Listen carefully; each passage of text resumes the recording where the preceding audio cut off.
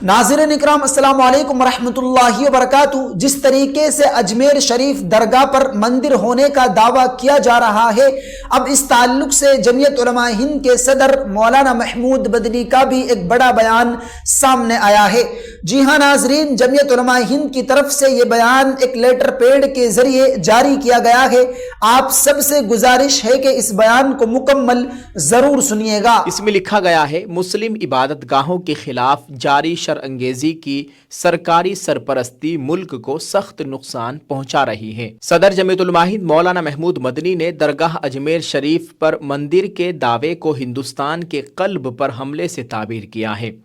2 دسمبر 2024 خواجہ خواجگان سلطان الہند حضرت معین الدین چشتی اجمیری رحمۃ اللہ علیہ کی درگاہ پر مندر کے دعوے کو صدر جمعیت علماء ہند مولانا محمود اسد مدنی نے ہندوستان کے قلب پر یعنی دل پر حملے سے تعبیر کیا ہے۔ مولانا مدنی نے حکومت سے ملک بھر میں مساجد کے سلسلے میں جاری شرانگیزی پر فوری روک لگانے کا مطالبہ کیا۔ انہوں نے اس سلسلے میں اترکاشی اتراکھنڈ کی جامع مسجد کے خلاف مہم اور مقامی انتظامیہ کی طرف سے فرقہ پرستوں کو پنچایت کی اجازت دیے جانے پر سخت تنقید کی اور کہا کہ ایسے لوگوں کو ہر جگہ حکومتوں کی سرپرستی حاصل ہے، جس کے نتائج ملک میں انارکی اور نفرت کی شکل میں ظاہر ہو رہے ہیں۔ انہوں نے مرکزی حکومت اور ریاستی حکومتوں سے مطالبہ کیا کہ وہ ایسے عناصر کی سرپرستی سے باز آئیں، ورنہ تاریخ ان کی اس روش کو معاف نہیں کرے گی۔ مولانا محمود مدنی نے کہا کہ جہاں تک اجمیر شریف کی درگاہ کا معاملہ ہے تو اس سلسلے میں کیا جانے والا یہ دعویٰ مضحکہ خیز اور لائق ملامت ہے۔ ایسے دعوے کو عدالت سے فوراً خارج کر دیا جانا چاہیے تھا۔ مولانا مدنی نے خواجہ صاحب رحمۃ اللہ علیہ کی زندگی پر روشنی ڈالتے ہوئے کہا کہ حضرت خواجہ صاحب رحمۃ اللہ علیہ فقیر بے نوا تھے، جنہوں نے کسی اقلیم پر حکومت نہیں کی بلکہ انہوں نے دلوں پر حکومت کی۔ اسی وجہ سے آپ سلطان الہند کہلائے۔ 1000 سال سے آپ اس ملک کی پہچان ہے اور آپ کی شخصیت امن کے پیغامبر کے طور پر معروف ہے۔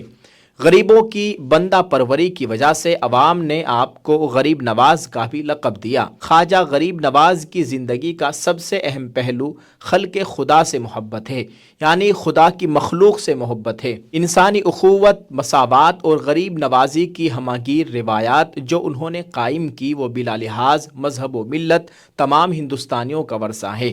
ان کے یہاں انسانی خدمت میں مسلموں اور غیر مسلموں میں کوئی تفریق نہ تھی۔ ان کے دروازے جس طرح مسلمانوں پر کھلے ہوئے تھے، اسی طرح دوسرے مذاہب والوں پر بھی کھلے رہے اور کسی امتیاز کے بغیر اپنی محبت سے دلوں میں گرمی اور دماغوں میں تازگی بخشتے رہے۔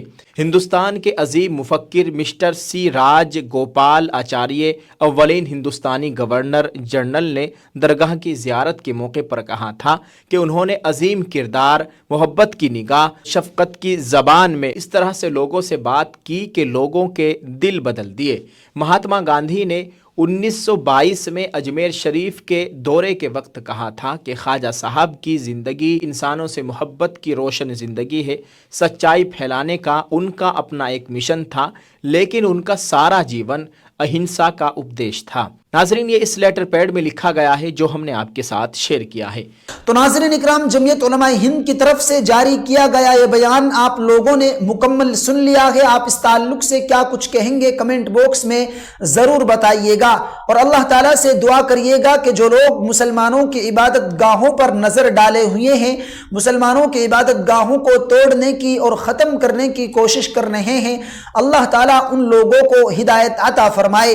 اگر ان لوگوں کے حق میں ہدایت نہیں ہے تو اللہ تعالیٰ ایسے ظالموں کو اس دنیا سے نیست و نابود فرمائے، آمین۔ ناظرین اکرام، اپنی خاص دعاؤں میں ہمیں بھی ضرور یاد رکھیے گا۔ السلام علیکم ورحمۃ اللہ وبرکاتہ۔